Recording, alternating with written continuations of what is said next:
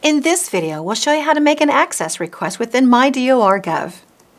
MyDORGov is the Wisconsin Department of Revenue's electronic filing system designed for local government officials and other representatives.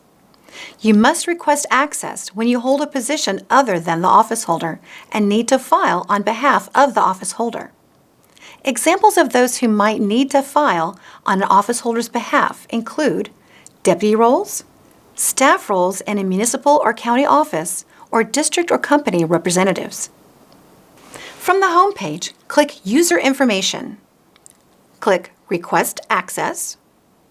Choose the office from the Select Office drop-down. Enter your district or company name or code in the District Company field. The district or company information appears as you type. Click the district company name to select. Provide an explanation for your request in the comments field. Make sure to include the forms you would like access. Click Cancel at any time to cancel your request. Click Send.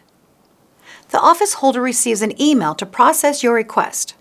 Your request appears under Pending Access Request to file on behalf of on your user information page.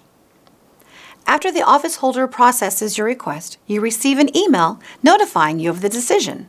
If approved, you can log into MyDORGov and begin filing. If denied, use the contact information listed in the email to follow up. View our other videos for more details on MyDORGov.